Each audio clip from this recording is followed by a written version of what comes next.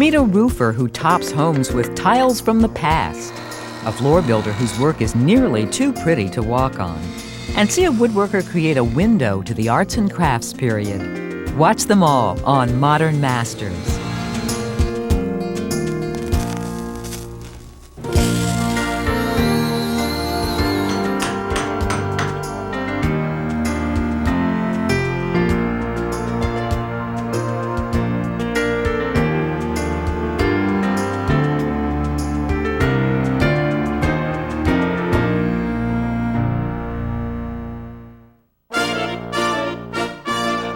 As a painter paints from a palette, tile roof expert Vince Hobson builds from his salvage yard of historic tiles.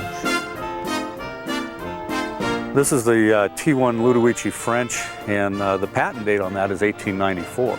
This particular tile is the Denver Hines Spanlock, made locally here in Denver from 1912 to 1939. This one is Mound City. Well, Mound City started producing their tiles right around 1902. After about 1925, 1930, you didn't see much of them.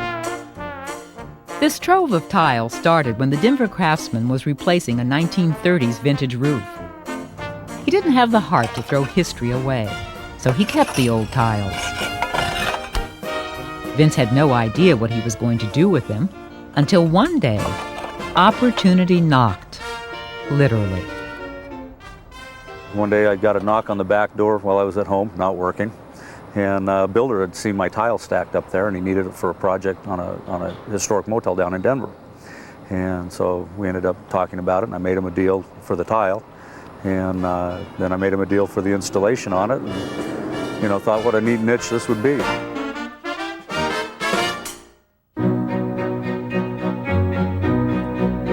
He's been turning historic tiles into new roofs since 1981.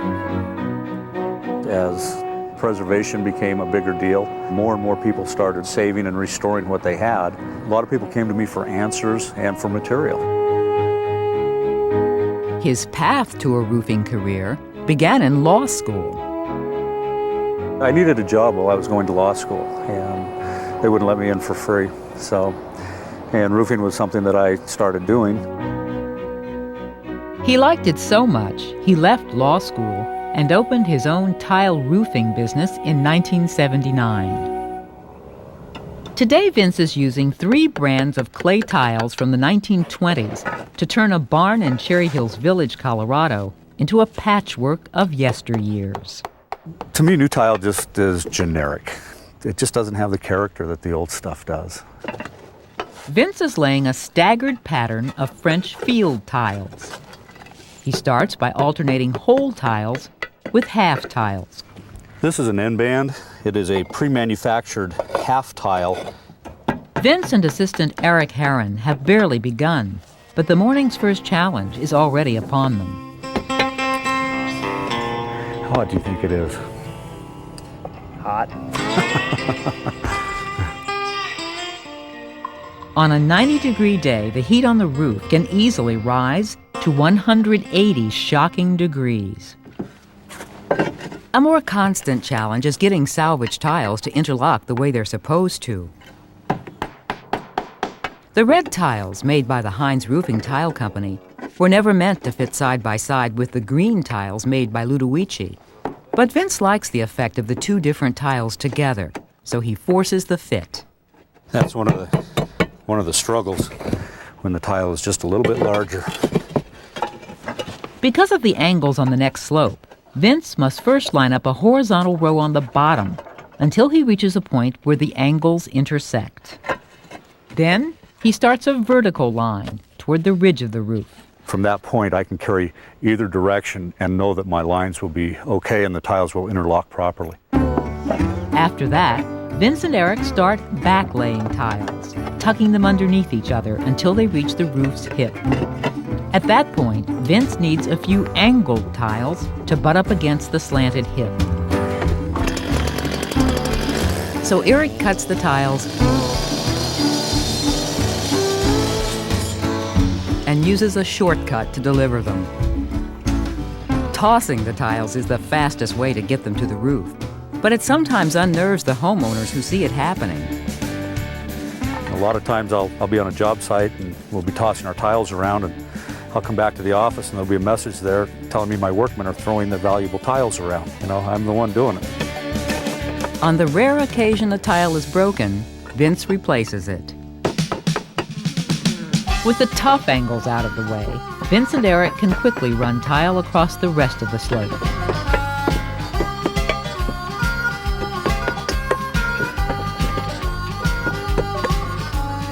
As the roof system fills in, Vince secures the cut tiles around the hip. For this section, he uses a bed and point system.